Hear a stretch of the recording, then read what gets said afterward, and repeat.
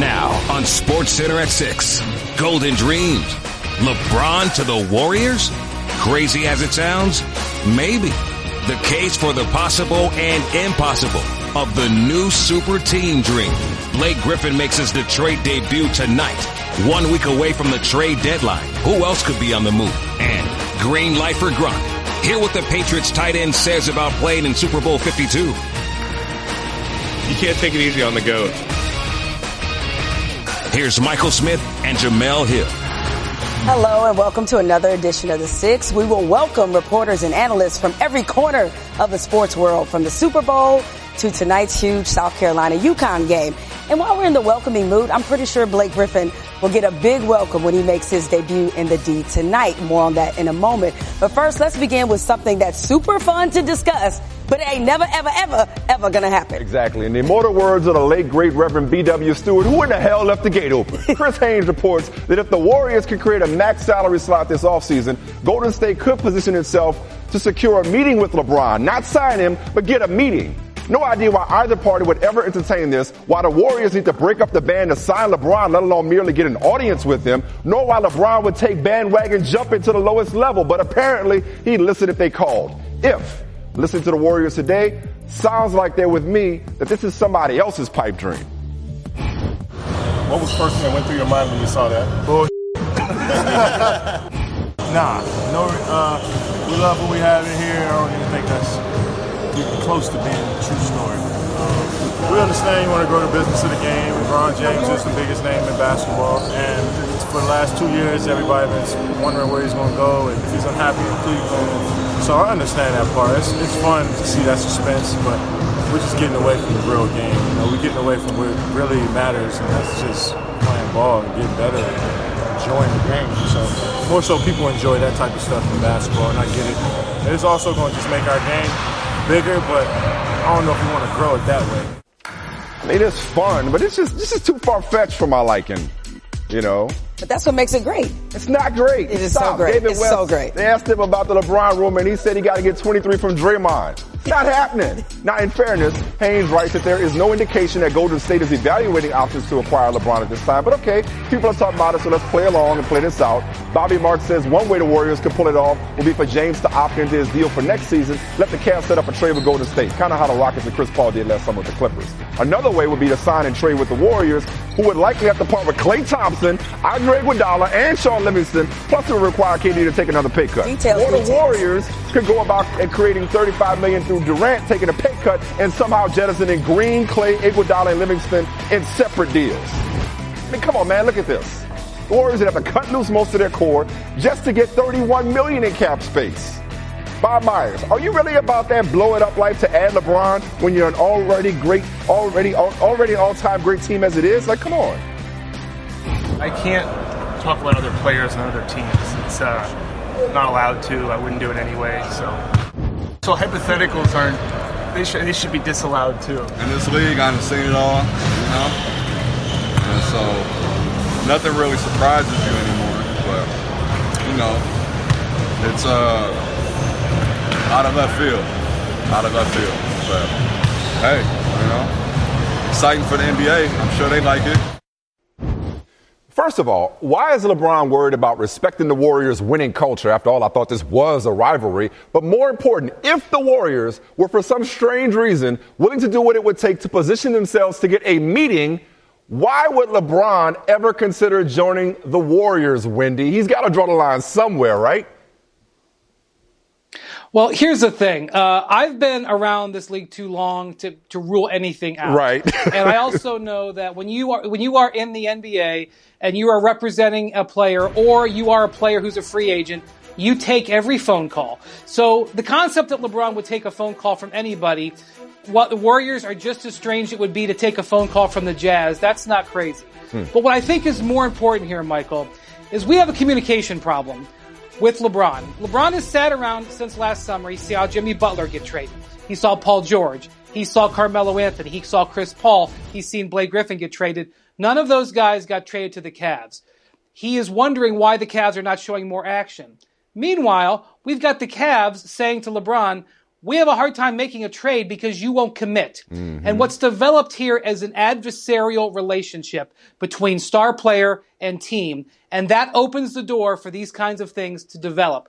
The truth of this rumor or the next rumor or the rumor after that isn't as important as what this is revealing about LeBron and the Cavs relationship, which is serious cracks as he heads towards free agency. Well said. What we have here is a failure to communicate. But you're right. Never say never, because once upon a time, many a person would have said there's no way in hell LeBron goes back to Dan Gilbert. Sure enough, he went back to Cleveland. But still, the Warriors, but you're right. It's about the bigger picture here as it relates to LeBron and his relationship or lack thereof. Brian Windhorst with amazing perspective as always. Thank you, man. All right, now let's talk about an NBA story that did actually happen. Thank you. Blake Griffin making his debut in Detroit tonight. Hey, Detroit, y'all got to get my man some Gators, because that should have been what he was wearing in his very first game in the D. Get him some Gators pronto. But there's better ways to welcome Blake Griffin, or equally better ways. You see him there with the jersey. There's also some T-shirts. Look at that. And people say Detroiters aren't friendly. I'm just tickled that you now have to root for Blake Griffin.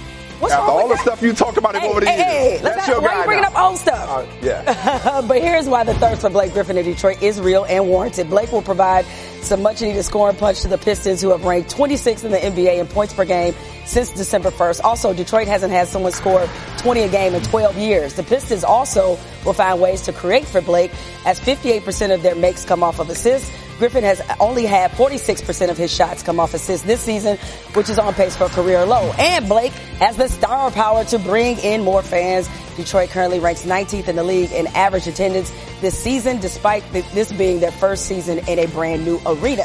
Now, here is Stan Van Gundy on the new acquisition a short while ago. It's not easy to just go out there in a matter of an hour and 15 minutes in the morning, and, that's our system. I mean, think about it. You're halfway through your first practice of training camp. All right, time to play. Here we go. So you don't know what's going to happen. I've seen it go every which way. Well, it is a fresh start. It doesn't really feel like opening night. I'm not this tired on opening night as I am in Game 50. But it is a fresh start. Yeah, and I think our guys feel that and feel good about that. All right, my man Nick Friedel is right there in the D for Blake's debut. How will Stan Van Gundy use Blake Griffin tonight? Jamel, Stan said this is the first time in his entire career that he's had a player who's starting for him where they haven't even gone through a full practice. So they had the hour this morning. Everything's going to be very basic. Stan wants to keep things simple. This is going to be the baseline for everything else they do while Griffin is here. I expect a lot of Griffin and Drummond, see how they play off one another. But I can promise you within this organization, there is a ton of excitement. And to get my full Sal Pal on right now, these shirts are on every chair in this arena.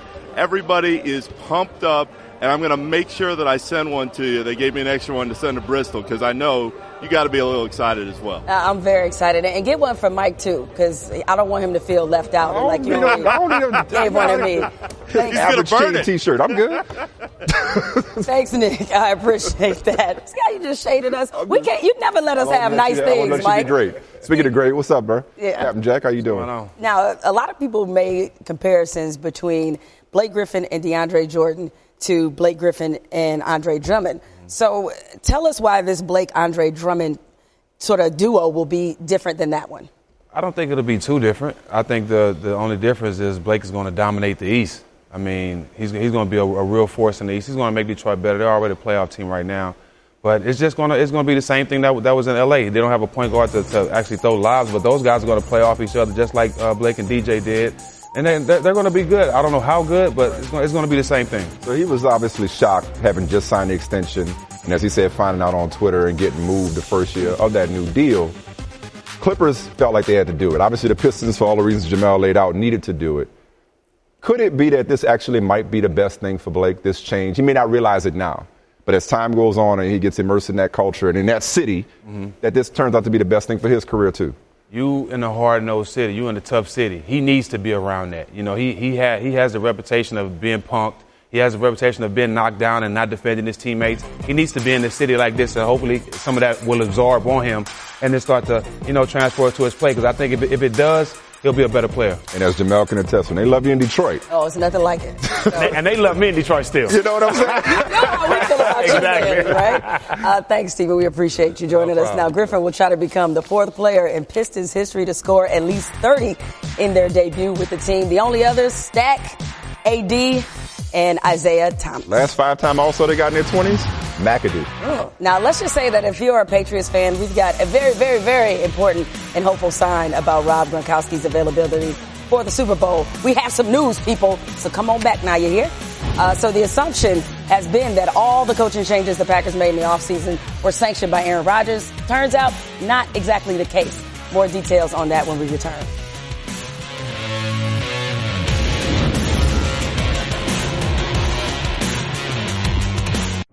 But do you think you'll play, Gronk? Do you think you'll play on Sunday?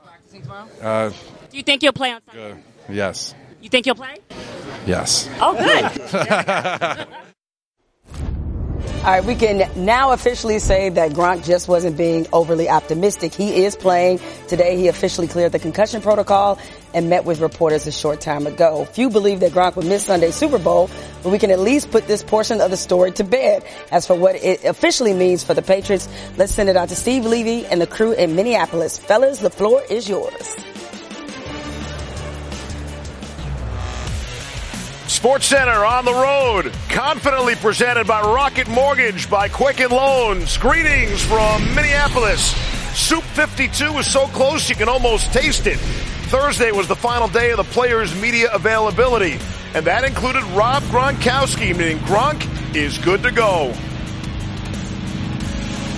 Going through the protocol, whatever the standards were, whatever they had me do throughout the weeks. I mean, I would say they were more on the cautious side of getting me out there right away with the bye week and everything in between, which definitely helped out big time, but just did every step by step every day, and everything went smooth, and officially got the word today that I was cleared. So it was super nice to hear from the doctors going through the whole process and ready to roll. We've been having a couple good practices this week, and it's just good to be out there with the boys, getting the chemistry down, and it was a good day. Rob, what were you specifically able to do today?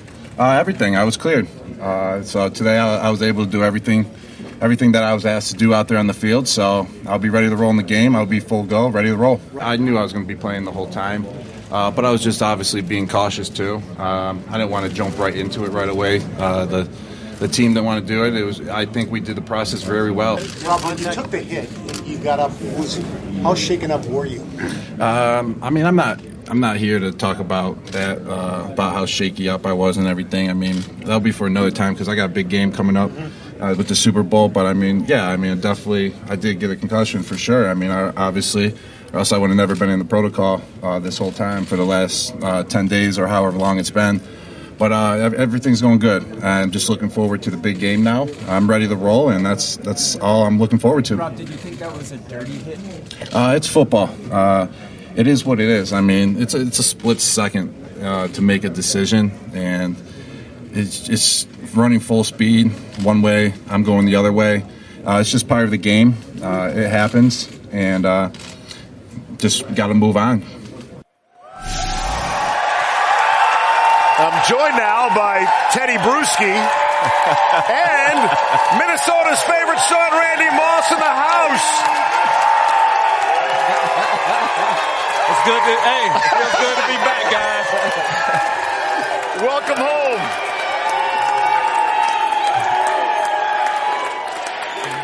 Your people. Hey, and you were kind enough to sign those 2 jerseys. Maybe in a few days, might have to add 3 letters to it. HOF maybe after that. You know, it feels good, but it does feel good to be home, and thank everybody for that genuine love, all the Viking fans. But I'm here, I'm here to do my job. But like you said, man, I am here to hopefully Saturday night be able to be elected into this year's class of the NFL Hall of Fame. HOF. I think if the vote was taken inside here, you'd be a slam dunk. Teddy, how about the news today about Gronk? Very unpatriot-like. I thought they would have made us wait until Sunday, make it a game-time decision. Just like Randy Moss going into the Hall of Fame this Saturday, this was strictly a formality, okay? With Rob Gronkowski clearing concussion protocol. Yeah. We all knew he was going to be there. This is strictly a formality, just sort of the clearance from the doctors. Rob was ready to go. He sort of said it Tuesday. You saw it with Joe Cena. This guy has been... It isn't lower extremity. It isn't shoulder. Is it ankle? Is it knee? I'm not going to discount, the seriousness of the head injury, yes. But these type of concussions, when you suffer them, 2 weeks is a lot of time to come back. And there was no doubt in my mind that Rob was going to be ready to play for this game. So he's got the clearance, Clarence. He is certainly good to go. Look at Rob's playoff numbers for his career, and his numbers, as you would expect, eye-popping. How about 59, his reception total? That ranks 5th among tight ends all time. The next number that jumps out at you is 856. That's Gronk's receiving yard total in 12 playoff games. He leads all tight ends in NFL history in that department. And the last number is the money number, 10. Gronk's 10 touchdown catches lead all tight ends. In fact, the only players, regardless of position, with more touchdown catches, how about John Stallworth and Jerry Rice?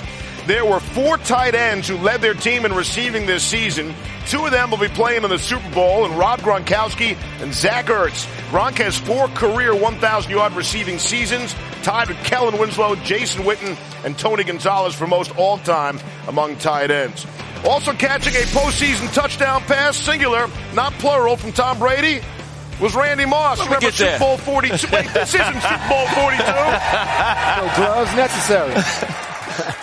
So what about it? Tell me about the significance of the official news today that Gronk is good to go Sunday for Brady and the Pats. When you said, you heard Gronk talking about he knew he was going to play, but like you said, he had to wait on the doctor's clearance. For me, it just gives, Josh McDaniels, the play caller, all the plays that he wants to use. And for me, what I'm looking forward to seeing on Sunday is how they're going to flex Gronkowski out as the single receiver and see if they're going to put a linebacker, they're going to put Malcolm Jenkins, or who they're going to put on him. It's also the selection for Tom Brady. If it's easy in man-to-man situations, his number one choice is right there. It's 87. That's who I'm looking to. If you don't have him doubled, 9 times out of 10, possibly 10 times out of 10, that's who I'm throwing it to. If you don't respect him as a threat, and you think you have a linebacker or a safety that can cover him, they're going to try you. And Gronk's going to win most of the time. When the Patriots have Gronk in the playoffs, their record is 9-3. Without him, they still win. They're 4-2. But let's remind the people that 2 teams are going to play on Sunday. Let's talk about the Eagles for a second. Teddy, that's the number 4 total defense in the NFL from Philadelphia. How do they play against Gronk in the New England offense? This defense comes off the bus pressure in the passer. And I think you have to figure out where it's coming from, because defense coordinator Jim Schwartz will be complex. He will bring safeties like he does right here. Defensive end going inside, off of play action, and all of a sudden they catch you off guard. There's a DB blitz right there. Linebackers show over the center, a little bit of a fake, look outside. Running back doesn't have enough time to pick it up.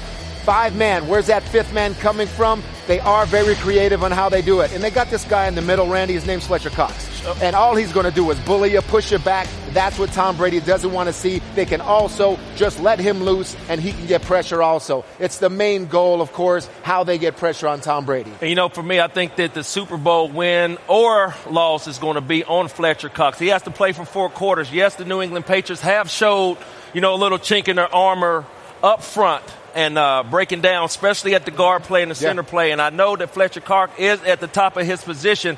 So for them, in order to bring a Super Bowl home to Philadelphia, I think it's all on Fletcher Cox and them boys up front. Hey, we're about to get out of here. Seriously, man, good luck on Saturday night. Appreciate it, man. Thank you. And that's the story from now, from Minneapolis, as we inch closer to Super Bowl 52. Now, according to my source at Radio Row in Minneapolis, Aaron Rodgers' collarbone feels good. My source is Rodgers, whose injury has healed well enough to play golf. Now, this morning, he low-key teed off on the Packers for not retaining Rodgers' quarterback coach, Alex Van Pelt, and worse, not consulting a franchise quarterback? What were some of those changes you thought were a little curious? Well, my quarterback coach didn't get retained. I thought that was an interesting change, really without consulting me. There's a close connection between quarterback and quarterback coach, and that was an interesting decision. All right, now Rodgers also acknowledged today that if Brett Favre finished his career elsewhere, it could happen to Rodgers down the road as well. As for his dissatisfaction with Van Pelt's departure, Adam Schefter, it's one thing for the Packers to make a move without Rodgers' blessing, but something altogether different to do it without at least keeping him in the loop. Does this development have the making of a problem, or is this something Rodgers will eventually get over? Michael, I think it's a potential issue here. Clearly, it bothered Aaron Rodgers. You don't hear him speak out like that very often. You don't hear very many quarterbacks speak out in that particular way. Alex Van Pelt found his way to Cincinnati to become the quarterback's coach. And keep in mind, this is an offseason in which the Packers and Aaron Rodgers are expected to sit down and try to hammer out a deal that would make Aaron Rodgers the highest paid player in all of football. Consider this the opening salvo in those talks. Aaron Rodgers goes into those talks not particularly pleased with the developments on the coaching staff. Now, saying that, they could sit down, they could hammer out a big deal. Aaron Rodgers could be a lot happier. He could like working with his new quarterbacks coach, Frank Cignetti, and could be much happier. But right now, going into the offseason, Aaron Rodgers made it perfectly clear today, Michael, that he's not particularly pleased with the way the Green Bay Packers treated his former quarterbacks coach. Always a pleasure to consult with Adam Schefter. Appreciate it, man. Thank you, Michael. The way things are going, it certainly doesn't look like the Cavs are going very far in the playoffs. Definitely not a fourth straight finals. Coming up where LeBron should take his talents this summer. I'll tell you where he's not going. No way in hell he's going to no daggone Golden State. Never say never, never. But I guess we'll milk this because that's what we do, right? Right.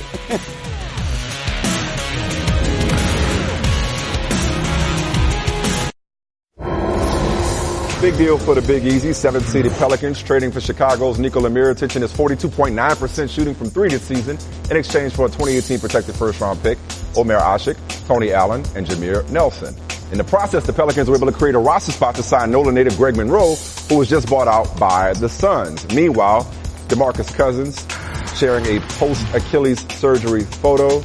Get well soon, big fella. Hashtag the resurgence. Hashtag 0 doubt. I like that. So meanwhile, the Bulls ended Thursday with the NBA's 6th worst record. They got worse, so good job. Woj, you spent time recently with Anthony Davis, and he talked to you about wanting to be part of a winner. And like Golden State, they're not losing sleep over this, but Dell Demps perhaps putting together a front line of Davis, Mirotic, and Monroe in the aftermath of losing Boogie.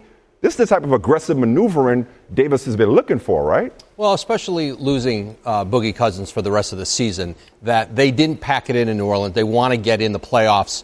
And so now they do the Mirotic deal, and they imagine him as coming off the bench, and Greg Monroe is their starting center to replace Cousins if they can get Monroe signed.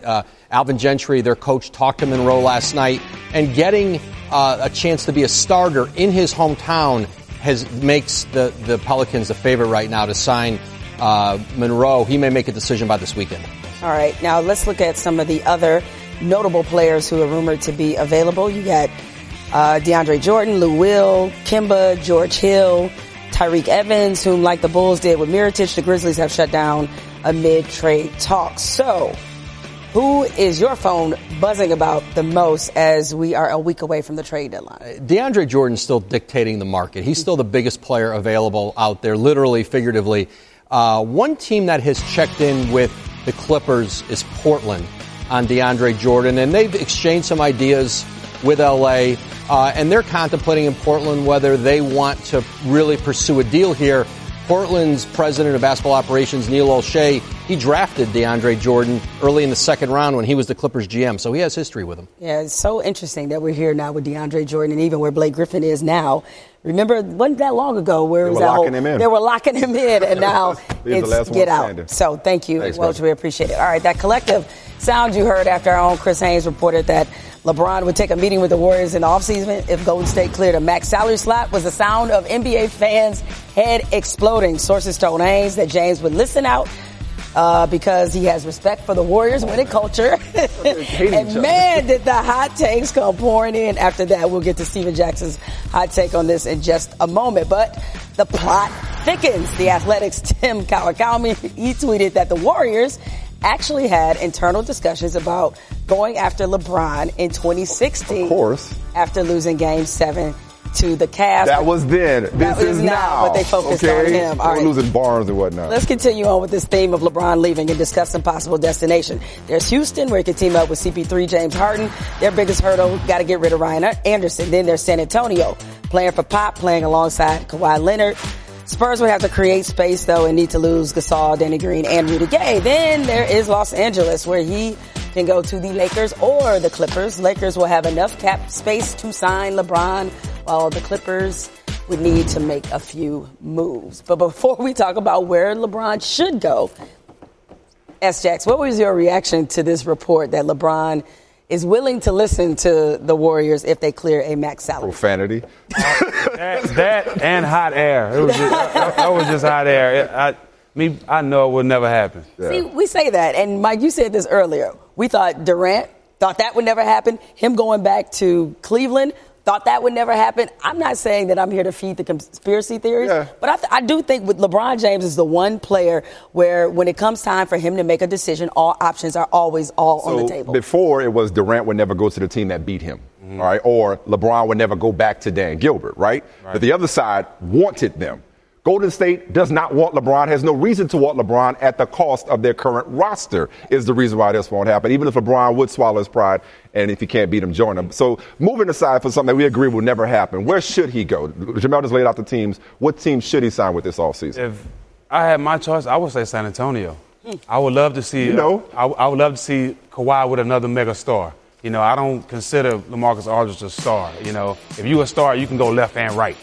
You can't just go right. He just go right. He don't go left at all. LeBron and Kawhi, that'll be awesome for the game. That'll have them competing in the West, probably at the top of the West. I think it'll be good for the game. You know who I got in the West? Not a big market. Portland. Nice. Go to Portland. You saw C.J. McCollum drop 50 in 29 minutes with that backcourt. Go to Portland if you want to join an up-and-coming team. And they got a big man now. Exactly. Yeah. All right. Well, thanks, Stephen. We appreciate you joining us. All right, bro. Okay, air of controversy hovers over tonight's huge UConn-South Carolina game on ESPN. This is the Gamecocks' first game since Missouri Athletic Director Jim Sturk accused South Carolina fans of spitting on and directing racial slurs at Missouri players during their game last Sunday, which South Carolina won. Here's Sturk placing the blame on Dawn Staley, followed by her response to the accusations. It wasn't a great atmosphere. It was really kind of unhealthy, if you will. We had players spit on and called the N-word. It was not a good environment, and unfortunately, I think Coach Staley promoted that kind of atmosphere. The accusations are serious and false, and they will be handled in a manner reflective of those facts. Did I lose a little sleep last night? Yes, obviously, but there's another game to be played. I'm responsible for, 12 individuals that want to beat UConn. All right, here's what SEC Commissioner Greg Sankey, who will attend the UConn-South Carolina game, had to say about the alleged incident. I have had discussions with athletic directors at both institutions. Competition among SEC teams is highly intense, but can never compromise the expectation of respect between our institutions. Coach Pingleton and Coach Staley have both worked tirelessly to build nationally ranked teams comprised of outstanding student athletes, and both teams should be celebrated for their success. I look forward to meeting in person with both athletic directors very soon to reaffirm these shared priorities and expectations.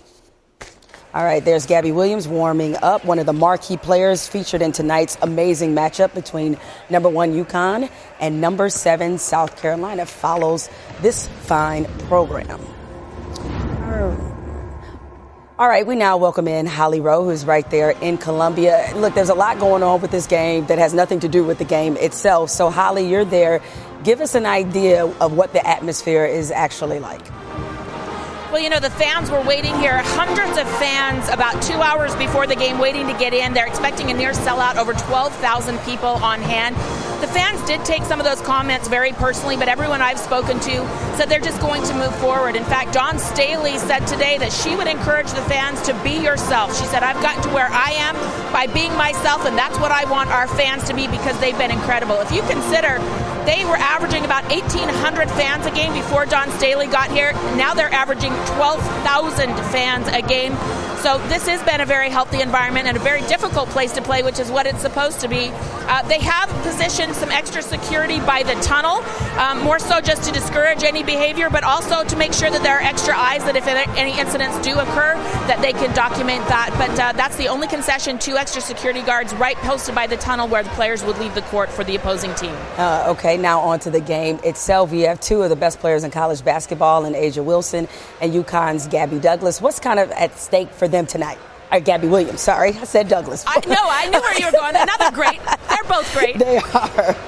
Yes, no, they're beautiful. To me, these are the two best players in the country. I'm a little biased. I'm obsessed with Gabby Williams. She is probably the most athletic woman we have in the game. She does stuff on the court that you've just never seen. And she gives up about 8 inches to Asia Wilson. So she's a much smaller defender, but she said to me today, I might be smaller, but I'm a lot quicker. I have to beat her to spots on the floor, and Asia Wilson is going to use her size and strength. But the most impressive thing, Asia Wilson is averaging over 20 points a game despite being the focal point of every defense built to stop her this season. So it's going to be an incredible matchup. All right, Holly, I saw your tweet from earlier, and you look gorgeous, as you always do. All right? The Pregame HQ is brought to you by Domino's. Are you set for the game? Get ready for kickoff and order now at Domino's.com. The pregame starts here. Saturday night, Tom Brady could become a 3-time MVP. Sunday, he will become the first quarterback to start a Super Bowl at 40 years old and the oldest non-kicker or punter to play in the Super Bowl. Brady's thrown 91 passes this postseason, his most ever prior to any of his 8 Super Bowl appearances, and is yet to be picked. Keith Olbermann on Tom Brady's ongoing bout with Father Time, which has Brady ahead on points. All right. I'm 38. I was going to say, by that standard, I guess that guy's old, too. I feel 58. Randy Moss going to join us in a moment. I bet he can still go. Oh, I bet he'd toss up the hand right now. Right off the line of scrimmage. Absolutely. Dopest move in the NFL history. He's going to join us in just a moment, so stick around. He should throw that thing up.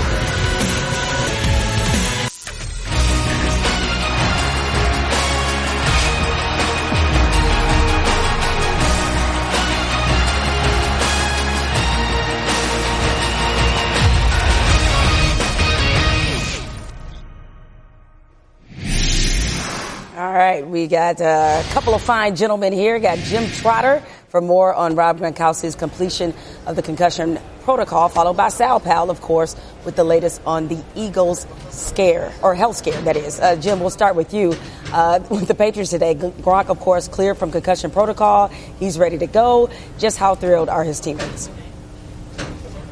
Look, they're extremely excited. When I spoke to James White, he said to me, I know Gronk's excited. We're all excited. Went around and spoke to Dwayne Allen, tight end. He said Gronk was chomping at the bit to get back out on the practice field. He even talked to some of his other teammates about it. They all said, Rob is ready to go. I mean, he's a great player, and he does a lot for our team on the field, in the locker room, just being out there. So I'm really happy to see him back and ready to go. Gronk is Gronk. He's still a beast. Thank you. Yep. He's a difference maker. I mean, it's not necessarily an adjustment for me. I just want to do my job, whatever the coaches ask me to do. But it's definitely great to have him out there. He presents a great challenge for defenses, and he's a good player and a good teammate. If you'll remember, Gronk missed last year's Super Bowl with a back injury, and he said there's no added motivation playing in this year's game. But offensive coordinator Josh McDaniels told me he did remind Gronk that at last year's Super Bowl parade, Gronk said he would be back this year and in this game. All right, thanks, Jim. We appreciate it. Now, Sal Powell, what is going on with the health of the Eagles? Because it sounds like they could use lots of Purell in their locker room. And a lot of chicken soup, Jamel. I count 3 defensive starters who are battling the bug. Let's go through it. Linebacker Michael Kendricks told us today that he's had a head cold. He said it's been going through the entire team. Ronald Darby missed the media availability today due to an illness, but he was on the practice field today at the University of Minnesota. Number 3 and most important defensive tackle, Timmy Jernigan. Also missed practice today, missed the media availability, 2 days out of practice with an illness. And the last time I looked, Jamel, Timmy Jernigan is a very important component of what the Eagles want to do, get push up the middle against Tom Brady. All right, thanks, Sal, for that report. We appreciate it.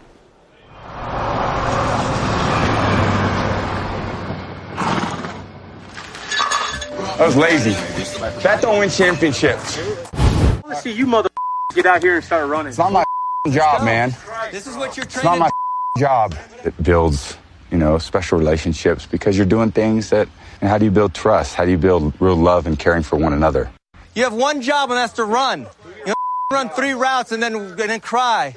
It's enjoyable. Well, I was trying to do a couple shorter routes because he was trying to cheat me. How am I trying to? 3, 6. You're trying to cheat me. Half the day is kind of hardcore work, and then half the day is a lot of fun. Man. Randy Moss, if that was Tom Brady 10 weeks before the season, what's he like in the week leading up to the Super Bowl?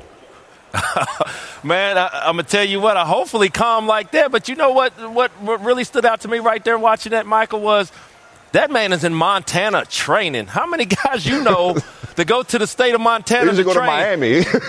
No, being able to be secluded and just homing in and working on some of his weakness and polishing up some of his strengths. That's why Tom Brady is the greatest quarterback to ever do it. Hey, you would know firsthand. Hey, interesting quote today from Robert Kraft. He did an interview, I think it was with NFL Network, talking about the questions and the reports from ESPN in particular about the organization. He said there's no dysfunction, there's tension. And I think a certain amount of tension helps make great things happen. Now, you've been around your share of, shall we say, dysfunctional organizations, and you spent some great years with the Patriots. What did you observe when it came to that kind of healthy tension and what makes them be as successful as they are with all those alpha males in that building? Well, I think that when you have the outside distractions coming in, when you look at the success of the Patriots, that's just one of the very little things that fueled that team into being successful is the critics and the people in disbelief. So I think that when you hear the owner, talking about dysfunction and how that affects them as a whole organization, really means something, because you didn't hear Bill say it, you didn't hear any of the players say it. That's coming from the CEO of the New England Patriots. So I think that's just something that really fuels that team, is to really ignore the outside noise, but at the same time it fuels them to go out there and slaughter anybody that they put in front of them week in and week out. All right, Randy Moss, we appreciate it. You got a lot of adoring fans waiting for you, man. Enjoy your time in Minnesota. Thanks, Mike. Nice to see you, man. The thing is now you got the pressure on you now. Everybody's talking about you guys being in the Super Bowl this year or next year. Super Bowl? Who said that? What genius said that? No, a lot of the geniuses. Parcells used to use that term, you geniuses, like if you were twisting the knife just a little bit. Every Tuesday, we'd spend the whole day making the game plan. It was Bill Belichick, Romeo Crennel, and myself. About 2 or 3 times a year on those Tuesdays, there'd be a knock on the door, and we were pretty sure who it was. In Bill would stick his head, and he'd say, what have you freaking geniuses come up with this week? And Belichick usually got the brunt of that because he's so smart. Belichick always wanted to venture out a little bit more. Parcells kind of reeled that one back in. Yeah, I haven't been this excited for a 30 for 30 in a minute. And that's no shade to the other ones. Like, this is going to be fascinating. I heard it took the director 3 years to get the Bills together. Wow. That's our next ESPN 30 for 30 film presented by Blue Moon. The two Bills, Bill Parcells, Bill Belichick, interviewed together for the first time since 91. That's tonight at 9 Eastern on ESPN and the ESPN app. And also, don't forget to check out Sports Center. Immediately following the two Bills, got my man Bucci and Zubin Mehenti. Big Z! They have a complete breakdown of Blake Griffin's first game in the D, plus all the sights and sounds from Bill Belichick's career, and a look back at why New England's Super Bowls under Belichick are so different from the other 4. All right. Hey, you know who had a great day? Ryan Shazier. Yes. Discharged from the University of Pittsburgh Medical Center Rehabilitation Institute today, transitions into an outpatient therapy program. He can live at home and travel to and from a facility for his recovery from that December 6th spinal stabilization That is surgery. Amazing Amen. news. Yeah.